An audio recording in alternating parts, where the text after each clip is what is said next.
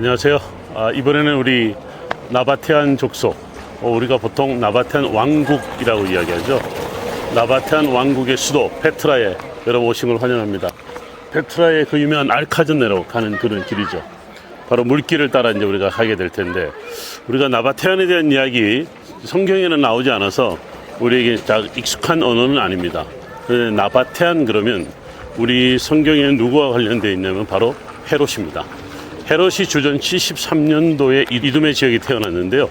이두메 지역은 현재 이스라엘의 헤브론을 비롯해서 그 남쪽 지역, 광야까지 이어지는 지역을 다 우리가 이두메라고 하죠. 근데 원래 이두메의 본 이름은 에돔이랍니다. 에돔이 이제 히브리어고 이두메가 헬라어죠. 그러니까 주전 7세기에 바로 어떤 사건이 있었냐면, 여러분 너무나 잘 아는 나바테안이 이제 이쪽으로 올라오는 그 과정에서 조금의 시간이 지나고 바벨론 제국이 이 지역에 들어오게 됩니다. 바벨론 제국이 들어오면서 이제 남유다를 비롯해서 모든 지역을 다 이제 점령하게 되는데, 그때도 이쪽 지역, 이 에돔 지역도 다 파괴되게 되죠.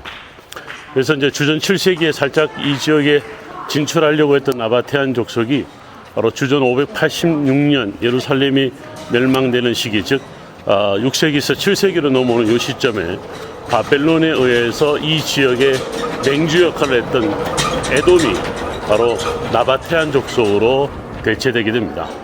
나바테안 족속은요, 아라비아 쪽에서도 아주 그 무역로의 중심을 잡고 있었던 바로 이제 낙타를 타고 다니는 사막 민족이었죠.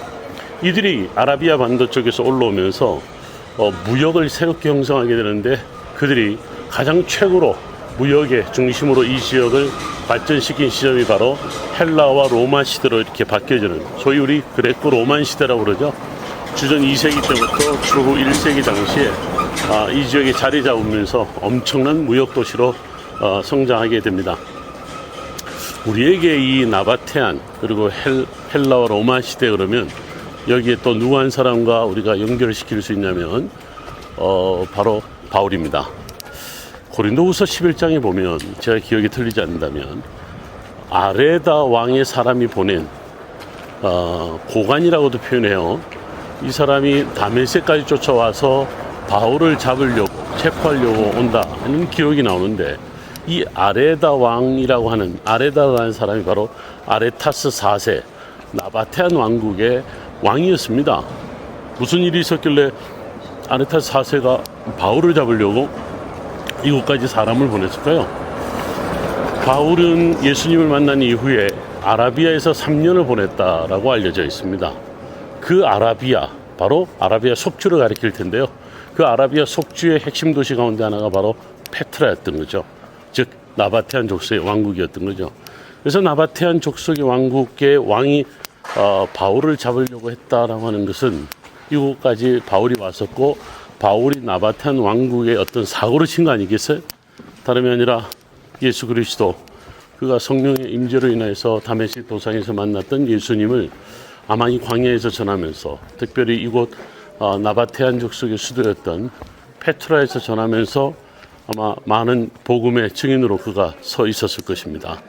아마 그런 일들로 인해서 아레타 왕 고관이 바울을 잡으려고 다메섹까지 보내지 않았을까요? 바울이 여기까지 왔다, 3년 동안 사라진 그의 행적이 다름 아닌 광야에서 그가 예수 그리스도의 그 말씀으로 인한, 또 임재로 인한 그의 큰 변화가 있었던 장소로 알려져 있었죠. 바울에게 아라비아는 바로 그의 모든 사역의 이제 출발점이자 이제 모든 사역의 그의 영성의 시작이라고 볼 수 있을 겁니다. 여러분들이 이제 우리 나바테안 족속에 아주 보물들이 담겨 있는 지역들로 찾아가 보겠습니다.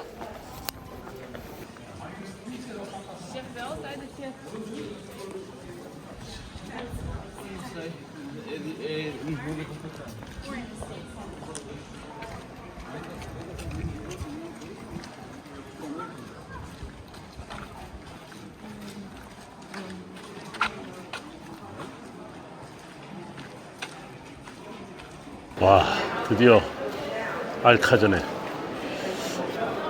무덤이죠. 아레타 4세의 무덤. 우리가 이제 사도 바울의 회심 시기를 언제나 보느냐 그 연대기를 여러 가지 이야기를 하지만, 기본적으로 그의 사역이 45년에 시작된다라고 보면 어쨌든 예수님 십자가 사건의 30년 혹은 33년에서 45년 사이에 그 시기 로마 시기에 가장 어떻게 보면 로마가 유대 땅을 또 이 주변 특히 이두메 땅을 또 여기 나바테안이 살았던 이 아라비아까지 굉장히 아주 큰 영향력을 할 때였어서 됐죠. 자, 어쨌든 이 엄청난 그런 보물이 있는 이곳에 바로 이곳 나바테안에 여러분 보시는 알카전에 바로 아르타 4세의 무덤 형태를 우리가 보게 됩니다. 사람들은 정말 저기가 이제 보물 창고인 줄 알고 보물을 찾기 위해서 얼마나 저 유적을 훼손했는지 몰라요.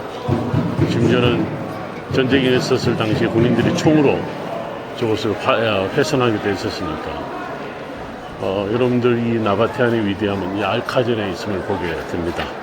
위대한 무역의 나라 인도양과 지중해를 연결하고 또 메소포타미아와 이집트 문명 그리고 아라비아 문명을 연결했던 최고의 그 무역 상인들이었다. 그들이 살아낸 땅에 우리가 현장에 와 있다는 말 참 감사합니다. 그런데 놀랍게도 바울이 여기까지 왔다. 우리가 아무리 이 바울을 어떻게 보면 연관시키지 않으려도 고린도 후서에 나오는 이 아레다에 대한 이름을 설명할 필요 없는 거죠. 그래서 우리가 이 아레다 4세의 이 무덤을 보면서 그 당시에 나바테안의 위대함 저는 그렇게 생각합니다. 바울이라는 사람이요 어떻게 보면 나바테안 왕국의 최고의 도시 페트라 그곳에 와서 주의 복음을 전했고 파르테논 현재 세계 보물 1호라고 하는 파르테논 그 신전 바로 밑에 있는 아레오바고에서 그가 예수 그리스도를 전했다는 것 로마의 그 한복판 포로 로마노 수많은 세계의 석학들 또는 정치의 외교의 최고인들이 모이는 그 한복판에서 예수 그리스도의 복음을 전했다는 것 아마 이것은 아마 사도행전 28장 31절이 그걸 대변하지 않나 싶어요. 거침없이 담대하게 예수 그리스도에 대하여 전하더라. 오늘 바로 이곳에서도 이 아레타 4세 엄청난 권력의 중심에 있었던 이 사람들에 대한 두려움 없이 예수 그리스도 그의 복음을 전했던 한 사람 바울의 이야기를 또한 여기서 듣는 것 같습니다.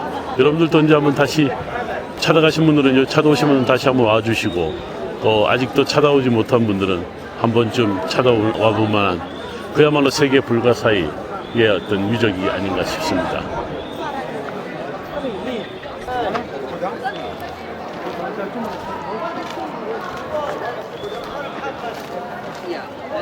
When I go up with you.